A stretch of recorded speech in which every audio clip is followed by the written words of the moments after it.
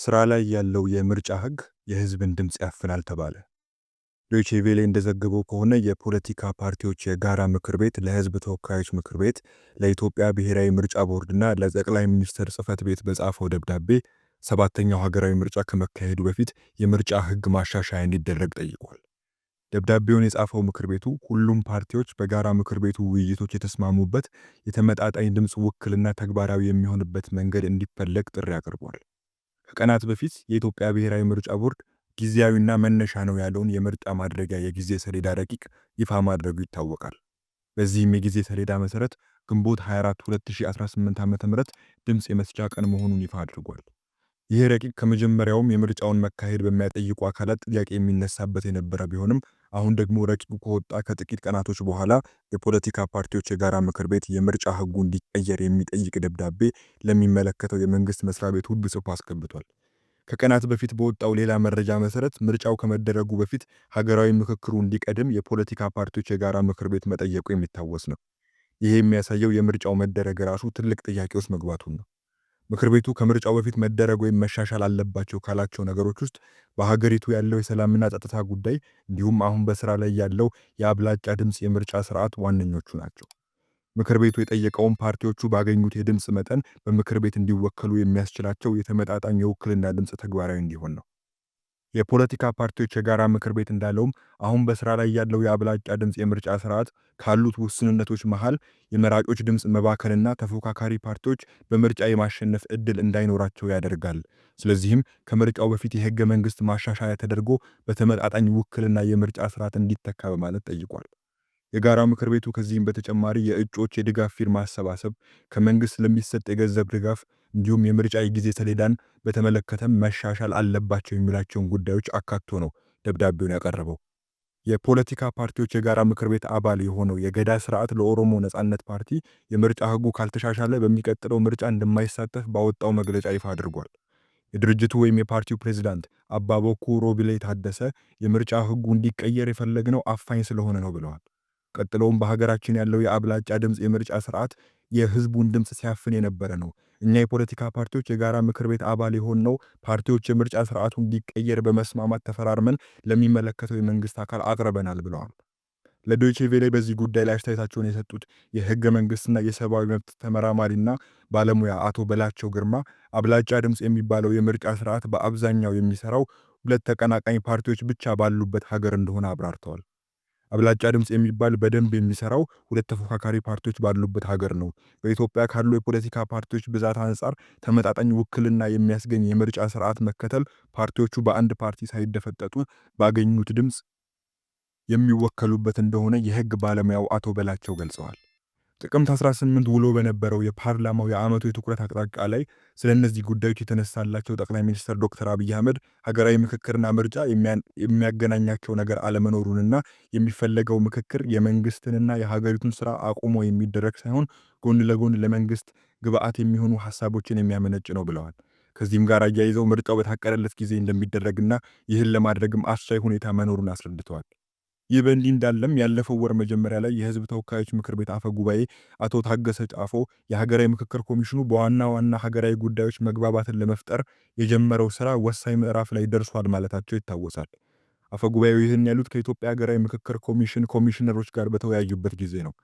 ፋና ብሮድካስቲንግ ኮርፖሬሽን እንደዘገበው ከሆነ በውይይቱ ዋና ኮሚሽነር ፕሮፌሰር መስፍን አርአያ ባለፉት ዓመታት በምክክር ሂደቱ የተከናወኑ አጀንዳ የማሰባሰብና የተሳታፊ ልየታ ተግባራት አፈጻጸም ሪፖርት አቅርበዋል። በሪፖርታቸውም ከ2016 ጀምሮ በነበረው የምክክር ሂደት የተደረጉ ክንውኖችን ማለትም የአጀንዳ ማሰባሰብና የተሳታፊ ልየታ ተግባራትን ዳሰው አልፈዋል። በዚህም በስካሁኑ ሂደት በ11 ክልሎችና በሁለቱም ከተማ አስተዳደሮች ስኬታማ የአጀንዳ ማሰባሰብና የተሳታፊ ልየታ ተግባራት ማከናወን እንደተቻለ ነው ያነሱት። በትግራይ ክልል የምክክር አጀንዳ ማሰባሰብና ተሳታፊ ልየታ ለማካሄድ የሚያስችሉ ቅድመ ውይይቶች መካሄዳቸውንም አብራርተዋል።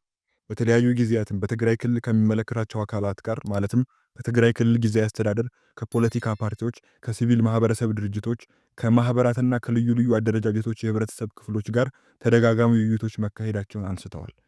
የሀገር ውስጥ ካሉት ባለድርሻ አካላቶች በተጨማሪም በባህር ማዶ ከሚገኙ ማለትም በሰሜን አሜሪካ፣ በአውሮፓ፣ በአፍሪካና በመካከለኛው ምስራቅ ከሚኖሩ የዲያስፖራ ማህበረሰብ አካላት ጋር የገጽ ለገጽና የበይነ መረብ ውይይት ተደርጓል ብለዋል። በዋሽንግተን ዲሲ፣ በካናዳ ቶሮንቶ፣ በተባበሩት አረብ ኤሚሬቶችና በሌሎች የዓለማችን ከተሞች አጀንዳ የማሰባሰብና የተሳታፊ ልየታ ለማድረግ የታቀዱ ስኬታማ የምክክር መድረኮችንም አካሂጃለሁ ብሏል ኮሚሽኑ። በአሁኑ ጊዜም በስዊድን የአጀንዳ ማሰባሰብና የተሳታፊ ልየታ ምክክር እየተካሄደ እንደሆነ የተናገሩት ፕሮፌሰር መስፍን አርአያ በስዊድን የተጀመረውን ተግባር በቀጣይም በዩናይትድ ኪንግደም እና አየርላንድ እንደሚያስቀጥሉ ጠቁመዋል።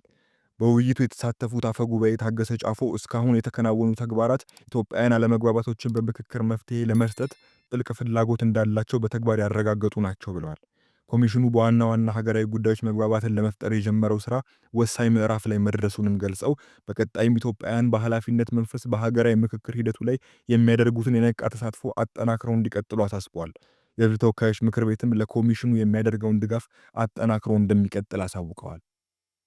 ለዕለቱ መጨረሻ ወደምናደርገው ሌላ ጉዳይ ስንሄድ የኢትዮጵያ ቴሌቪዥን ጥቅምት 28 2018 ባወጣው ዘገባ ላይ የኢትዮጵያ የባህር በር ጥያቄና ዓለም አቀፍ ሕጎች ስለ የባህር በሩ ጥያቄ ምን ይላሉ የሚለውን አውስቷል። የአፍሪካ ምስራቃዊ ክፍልን አስፈላጊነት በማስረዳት የሚጀምረው ዘገባው ኢትዮጵያ፣ ኤርትራ፣ ሶማሊያና ጅቡቲን የሚያካትተው ይህ ክፍል በተለያዩ ጊዜ የዓለም ልዕለ ሀያላን ሀገራት አይናቸውን የጣሉበት አካባቢ መሆኑን ያወሳል።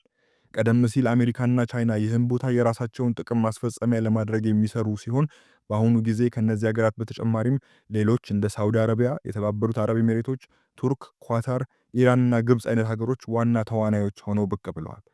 በአሁኑ ጊዜ 11 የሚሆኑ የዓለም ሀገራት በቀይ ባህር ዳርቻ ላይ የጦር ሰፈር አላቸው። ይህም የአካባቢውን ጂኦፖለቲካዊ ጠቀሜታ አጉልቶ ያሳየ ነው። ይህ የቀይ ባህር ዳርቻ የጦር ሰፈሮችን ከመያዙም በላይ በየዓመቱ በቢሊዮኖች የሚቆጠር የንግድ ልውውጥ ይከናወንበታል። ይህም ማለት ከ10 በላይ የሚሆነው የዓለም ንግድ በዚህ ቀጠና የሚያልፍ ነው ማለት ነው። ይህን በማለት ዓለም አቀፍ ሕጎችን ወደ መተንተን የገባው ዘገባው የተባበሩት መንግስታት ድርጅት የባህር ሕግ አንቀጽ 69 ንዑስ አንቀጽ 1 እስከ 5 የባህር በር የሌላቸው ሀገራት በአካባቢያቸው ካለው ባህር የተፈጥሮ ሀብት እኩል የመጠቀም መብት እንዳላቸው መደንገጉን ያወሳል። የዚሁ ሕግ አንቀጽ 125 ንዑስ አንቀጽ 1 እንደሚያመለክተው የባህር በር የሌላቸው ሀገራት በአካባቢያቸው ያለውን ባህር የመጠቀምና የመሸጋገር ዓለም አቀፍ መብት አላቸው። ይህም ደግሞ የባህር በር ባለቤት በሆነው ሀገርና በቀጠናው በሚገኙ ሌሎች ሀገሮች መካከል በሚደረግ ስምምነት መፈጸም አለበት። ስለዚህ ኢትዮጵያ ይህንን የዓለም አቀፍ ሕግ ድንጋጌ በመከተል ሕጋዊ የባህር በር ባለቤት ልትሆን የምትችልበት መንገድ አለን ብለዋል። ምክንያቱም ከላይ የጠቀስናቸው ድንጋጌዎች ኢትዮጵያንም የሚመለከቱ ናቸው። ኢትዮጵያ በብዙ አማራጮች የባህር በርን የመጠቀም መንገድ አላት።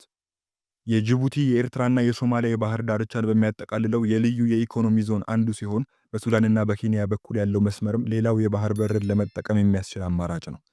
ከዚህ በፊት የተፈረሙት የ1900፣ የ1902 እና የ1908 ስምምነቶች የኢትዮጵያ ጥቅም የሚነካበትና የቀኝ ግዛት ውሎች መሆናቸውን በማንሳት ተፈጻሚ አይሆንም ስትል ኢትዮጵያ ትከራከራለች። ከ5 ዓመታት በፊት ኢትዮጵያ ውስጥ ለውጥ ሲመጣ በቅድሚያ የተከናወነው ስራ የባህር ኃይልን መልሶ ማቋቋም መሆኑ ይታወሳል። ይህም የሚያሳየው ኢትዮጵያ የባህር በር ለማግኘትና በዙ ዙሪያ ጥቅሟን ለማስከበር እየሄደችበት ያለውን ርቀት ነው። ጉዳዩ በሰጥቶ መቀበል መርህ እንጂ በጦር መስበቅ የሚመጣ አለመሆኑንም እንረዳለን። ኢትዮጵያ የባህር በር ጥቅሟን ለማስከበር ልታደርጋቸው ወይም ልትሄድባቸው ከምትችልባቸው መንገዶች ጥቂቱ በዓለም አቀፍ ድንጋጌዎች መሰረት የባህር በርን የመጠቀም መብቷን መጠየቅና ማስከበር፣ ኢትዮጵያ የባህር በሩን እንደምትፈልገው ሁሉ የባህር በር ባለቤት የሆኑ ሀገራት የሚያስፈልጋቸው የተለያዩ ነገሮች ስለሚኖሩ እነዚህን በሰጥቶ መቀበል መርህ ስምምነት ውስጥ ማካተት፣ ወደቦችን እኩል የማልማት ወይም ጣምራ ሉዓላዊነት የመፍጠር አንዱ ናቸው። ስለዚህ እኚህም መንገዶች በመጠቀም ኢትዮጵያ የባህር በር ባለቤት ልትሆን የምትችልበት መንገድ መኖሩን ዘገባው አውስቶ ያጠናቅቃል።